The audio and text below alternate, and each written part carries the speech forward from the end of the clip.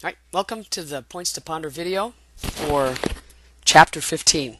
All right, Chapter 14 talked about accounting. Chapter 15 talks about finance. Together, these two components represent the controlling function. And you'll remember from my video for Chapter 14 that controlling is all about trying to reduce the gaps between what we plan and what actually happens. Okay, so this last chapter, 15, talking about finance, is in fact, in many respects, the true culminating chapter of everything we've been talking about all semester.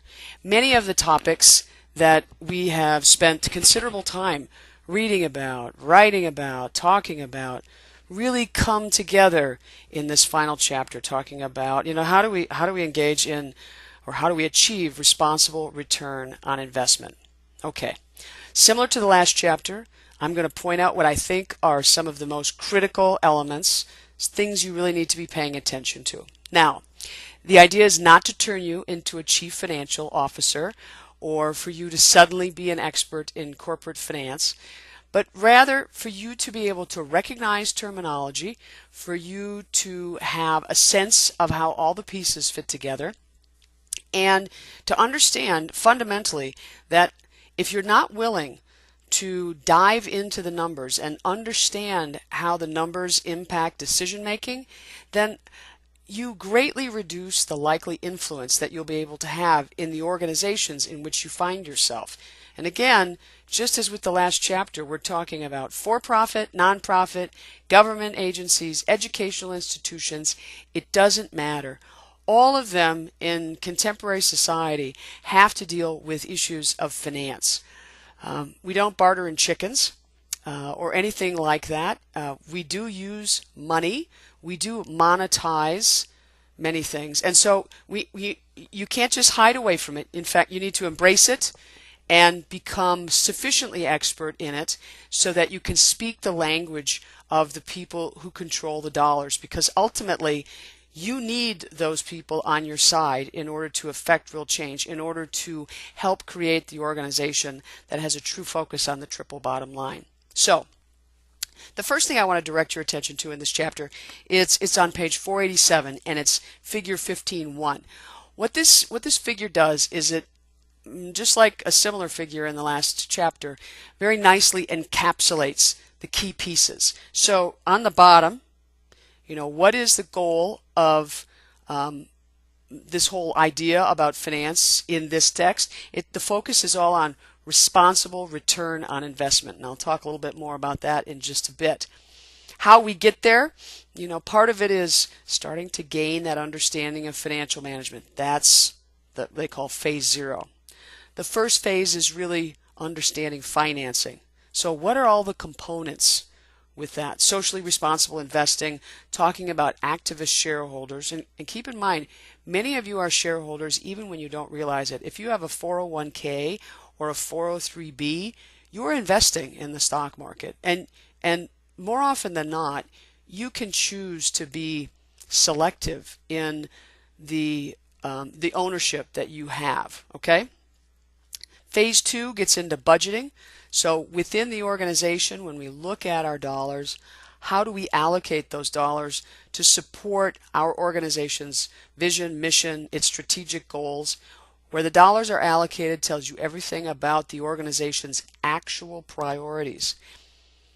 Talk is cheap, ladies and gentlemen, and we can say, for example, that our employees are our most important assets, but if in fact we don't invest in those employees and investments are made in compensation and benefits and professional development, then we're not actually valuing our employees as our most important asset. So again, you follow the money train, and that'll tell you what an organization, what the people leading that organization, what they actually care about. So how are we budgeting?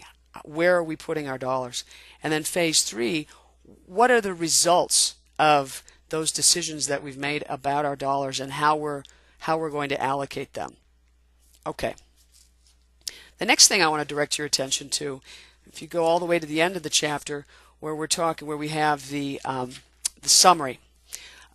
Just reading through these summary points can really tell you again what are some of the more critical, the sort of the big picture elements associated with this chapter? And I'm looking at page 518. So the very first point, again, is this notion of responsible return on investment. And there's some groovy mathematical symbolism that's used to help those of you who like to think in terms of mathematical symbols, to help you kind of wrap your head around what do we mean by responsible return on investment. Well, it's actually pretty straightforward. Whenever you talk about return on investment, it's always a ratio. So for every dollar we spend, so something over 1, for every dollar we spend, what are we getting back? What's the value added? So we have to think in terms of course, the triple bottom line. That's important.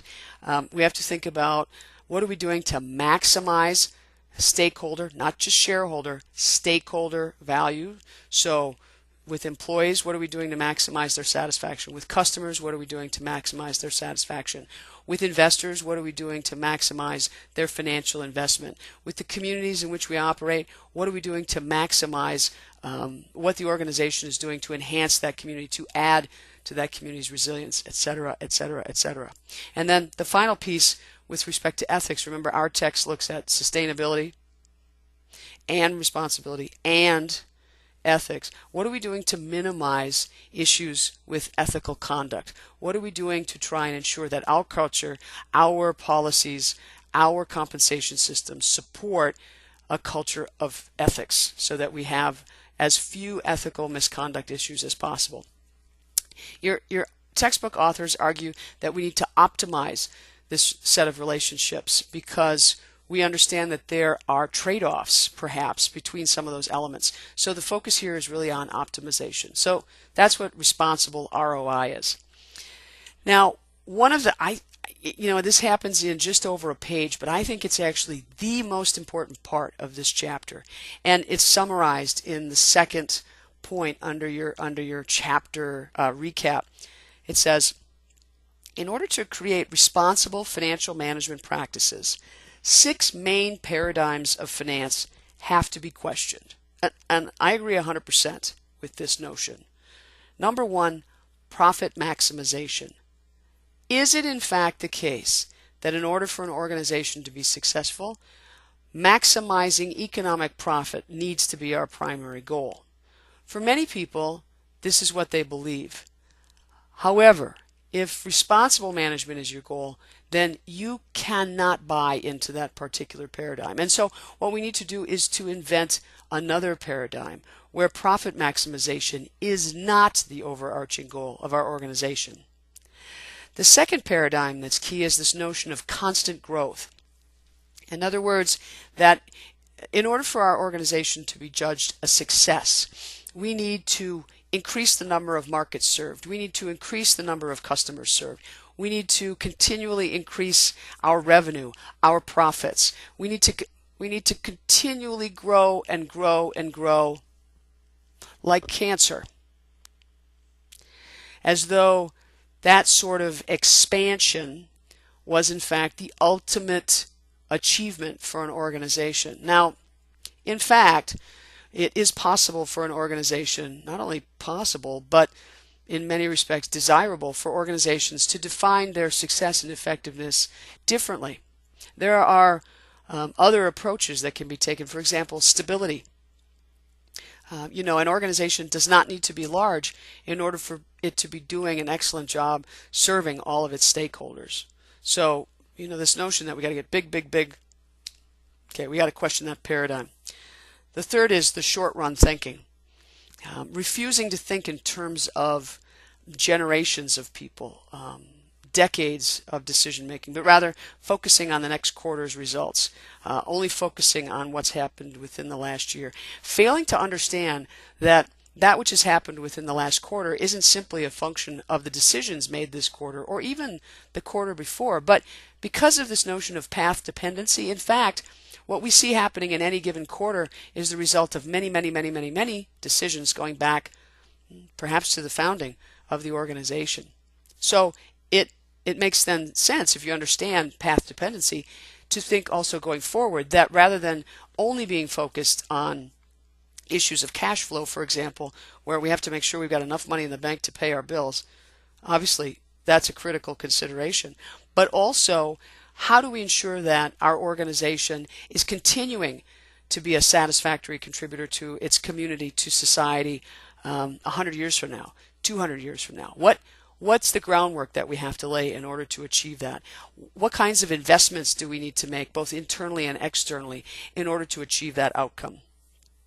The fourth paradigm that needs questioning is this notion that money is all we should be thinking about when we're trying to make decisions. That only the things that we can attach a monetary value to are the things that really should matter. When in fact, you and I both know that there are many things in our lives that are incredibly valuable that we would be hard pressed to monetize, that we would be hard pressed to say, here's what the value of this is. W. Edwards Deming, the total quality guru, an incredibly brilliant guy, said, when it comes to data, when it comes to things like using money to tell us about the value of something, he said, many of the most important things we need to know about how our world works are unknown and unknowable. And we have to find a way to grapple with that uncertainty and to be okay with that uncertainty and to recognize that money is not the only way to measure. Measurement is always important. Remember what I said in the last chapter. That which gets measured gets done. But money's not the only way to measure what we're doing. Finally, or not finally, but ultimately, the importance of shareholders, owners, as though they're the only stakeholder group that matters. Well, we've discussed this many times over the course of the semester. They're not. Yes, they're important, but so are other stakeholder groups, and we need to consider and weigh what is it that they're looking for, what are their priorities, what do they bring to us. We need to think about that at least as much as we're thinking about the shareholders or the owners. The last then is internality thinking, which is imagining that the only costs that matter are the ones that affect us internally, and as long as something is outside of us, we don't need to care. Now, you've taken other courses in this program that tell you, yeah, that's just hogwash, and that is the wrong way to be thinking, and that ultimately somebody pays for those things that a given organization chooses to externalize. Somebody pays, and really, shouldn't it be the company that is responsible, in fact, for, let's say, pollution? Should they not owe? Should they not have to somehow account for, be responsible for those costs within their own structure, rather than just externalizing those costs to society at large or to other organizations? Okay. Third major point in the summary talks about financing and all of the different ways that organizations can go about procuring the funding needed to support the activities. Remember, money, at least in our society, is in fact a critical input to our open system. It enables the transformation of other inputs into our outputs. And so we do need to find a way to finance our operations. And there are many different ways, and your text does a very nice job of talking about those. Capital budgeting is all about the issue of, okay, well, within the organization then, so we're bringing this money in, how do we go ahead and allocate our financial resources? Where do we put our money? To what extent are we investing in equipment versus people? To what extent are we investing in marketing? To what extent, what are we putting into R&D, research and development? How much of our time, talent, and treasure is being used to think about new ideas, to try things, to maybe fail at some things? So that kind of budgeting is critical. Again, what I mentioned earlier, how we budget really reveals what our priorities are and how we think about how our organizational world operates. The next point talks about the social return on investment. And again, this is a methodology that's used to really try and sort of quantify, to the extent that it's possible, monetize all stakeholder costs and benefits. And there's always a way to quantify. There's always a mechanism to quantify. Whether everybody is in agreement on how things are valued, etc., that's up for discussion. But you can attach numbers to virtually anything. And if that enables your decision-making process, well, then that's what you need, right? So in order to calculate this social return on investment, we do have to work to somehow quantify, the social, the environmental, and then the more obvious economic aspects, cost and benefits, and then come up with a ratio so that we have a sense again of what's our social return on investment. Okay. The last major point talks about corporate governance and fiduciary responsibilities. So this is that last phase. Corporate governance, as it says, describes a set of mechanisms and structures aimed at ensuring that managers lead an organization to comply with its responsibility to, I'm going to paraphrase here, all of its stakeholders. Now, if you look at page 515, there's some discussion by your authors about some common principles that need to be considered when we talk about corporate governance. The first is shareholder rights and equitable treatment, and I would say stakeholder rights. The next is the interests of stakeholders. To whom do we have obligations? To whom and what are those obligations that we need to be thinking about? Boards of directors have specific roles and responsibilities that they need to follow through on in order to ensure that the organization is staying on track. Ethical behavior, professional integrity need to be part of the decision-making process. And then finally, disclosure and transparency. So these are things that we're asking our boards of directors to take on, to understand that they are beholden to more than simply the shareholders. That if they're really going to take their responsibility seriously, there's more than just paying attention to what the shareholders want. In a for-profit organization, in a publicly traded one, they want dividends. Okay, well, there are other stakeholder groups that also need to be considered, not the least of which include future generations of employees and so on. Okay. The last thing talks about fiduciary responsibilities, and these are the responsibilities that arise when people, as it says, control and work with significant sums of money. And there's a theory that I need to very quickly introduce you to, and that is agency theory.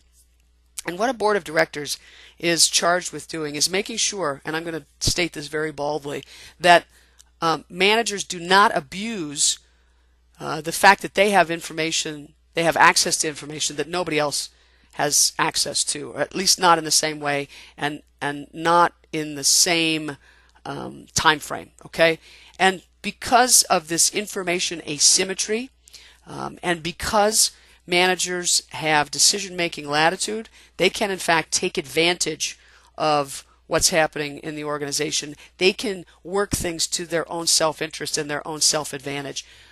Board of directors, its primary responsibility is to ensure through whatever means possible that managers do not in fact pander only to their self-interest, that they keep square in their focus the needs of the organization and its stakeholders, all of its stakeholders. So you want to learn a little bit more about this? Look up agency theory. I guarantee that you'll find a lot of information on it, and it's incredibly important. All right, this brings us to the end of this capping chapter in our text, where we pull together all of those things that we've been talking about all semester and think about, all right, we really care about all these stakeholder groups. What does that mean in terms of our operations? We are concerned about the triple bottom line. How do we actually quantify that? What do we need to be thinking about? What does it mean to be concerned with responsible return on investment? What does it mean, again, to think about all stakeholder interests? And what does it mean to manage and to lead ethically, to be an ethical organization with a greater focus on the long term? And that's the end of this chapter and this textbook.